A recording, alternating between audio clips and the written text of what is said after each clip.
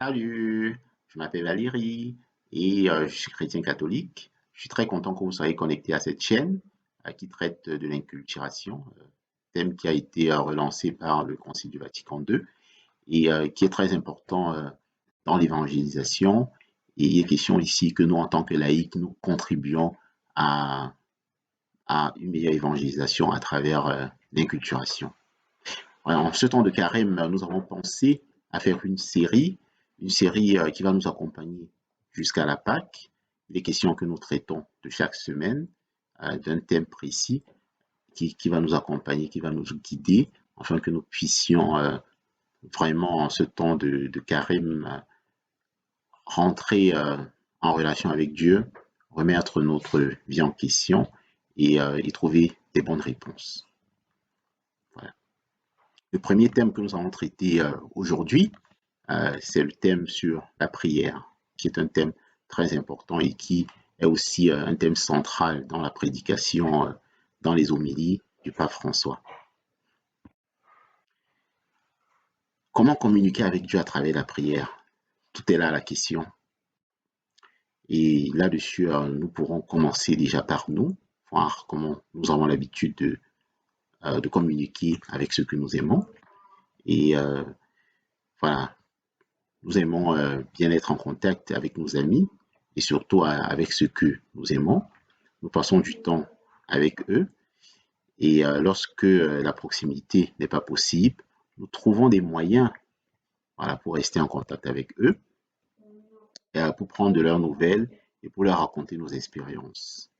C'est la raison pour laquelle les amoureux, par exemple, passent des heures et des heures à se parler de tout et de rien et, et mettent tout en œuvre pour ne pas rater l'appel téléphonique de l'autre. Chacun sait ce que l'autre attend et voudrait, et ils savent s'écouter et sont si attentifs l'un à l'autre. Et parfois, ils vont jusqu'à garder leur conversation dans les pensées et les remuent dans le cœur. Voilà, c'est ça à notre niveau d'homme, à notre niveau d'amoureux. Voilà. De la même manière que nous cherchons à écouter notre bien-aimé, à lui parler, sachons aussi écouter celui qui nous a aimés avant que nous ne soyons. Et nous savons, celui qui nous a aimés avant que nous ne soyons, il s'agit bien sûr de Dieu. Tout être humain a envie de se faire écouter, de se sentir aimé et de se ressourcer. Malheureusement, le monde nous offre actuellement des choses qui, au lieu de nous remplir, nous vident. Il est donc important de se tourner vers la vraie source qui n'est personne d'autre que Jésus. Et cela se fait au travers de la prière. C'est grâce à la prière que nous nous tournons vers Jésus. C'est grâce à la prière que nous communiquons avec Jésus. Maintenant, de quelle est la manière dont nous devons le faire?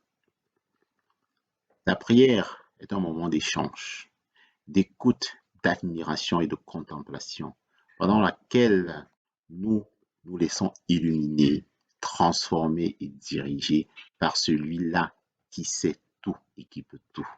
Ne l'oublions jamais. Jésus sait tout et il peut tout. C'est dans les choses simples et les petites que la gloire de Dieu se manifeste. Nous n'avons pas besoin d'un langage soutenu, scientifique ou d'une connaissance de la Bible pour prier. Voilà, parce que parfois, on pense que prier, il faut de la forme, que la forme parfois se retrouve en train de prendre l'ampleur sur le contenu. Avec nos mots aussi simples qu'ils semblent être, le Seigneur est heureux d'être en contact avec nous. De pouvoir nous écouter, cela fait sa joie. Il se réjouit du fait que nous le cherchons au travers de la prière. Quel parent ne serait-il pas ému que son enfant vienne de façon libre lui faire part du déroulement de sa journée, par exemple, malgré ces simples mots, le parent sera rempli de joie, tout simplement. Voilà, l'enfant n'a pas besoin de venir lui raconter tellement de choses. Juste se pencher, s'adresser à lui et lui raconter sa journée. Quelle satisfaction énorme reçoit le parent par ce geste si simple. Des mots simples, un silence, un regard, une larme, parfois oui, ça peut être deux larmes. Voilà ce qu'est la prière. Car au-delà de leur simplicité, de sa simplicité, la prière, elle symbolise la profondeur de notre être intérieur. De l'autre côté, nous devons apprendre aussi à écouter pendant nos moments de prière. Voilà, c'est pas seulement parler, c'est pas seulement s'adresser à Dieu, mais aussi l'écoute. L'écoute est très importante. Et comment écouter si on ne lit pas la parole de Dieu? Le Seigneur nous a dit dans sa parole, mon peuple périt faute de connaissance. Alors sachons lire et méditer sa parole pendant nos moments de prière. Ne nous bornons pas à lire, mais nous devons aussi la mettre en pratique. Parce qu'une parole qui est lue et qui n'est pas mise en pratique est vaine. Ça veut dire notre quotidien est là pour que nous puissions mettre en pratique la parole de Dieu, qui est un élément essentiel de la prière. Parfois, dans notre prière, nous pouvons parler à Dieu de la situation d'un frère, d'une sœur ou d'une connaissance et lui demander de venir en aide à cette personne. C'est ce qu'on appelle l'intercession. Apprenons à parler à Dieu de notre entourage. C'est important, pas seulement de nous. On ne peut pas dissocier la prière, la communication avec Dieu à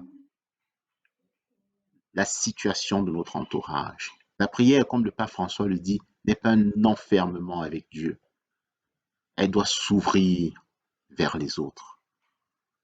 C'est pour cela que nous devons vraiment apprendre à parler à Dieu de notre entourage, des personnes que nous aimons, et même aussi de celles que nous n'aimons pas particulièrement, qu'on peut qualifier, qu'on pourrait qualifier de nos ennemis. C'est important de faire ce pas parce que Christ veut que nous fassions ainsi. Et prier, communiquer avec Christ, c'est aussi faire la volonté de Christ.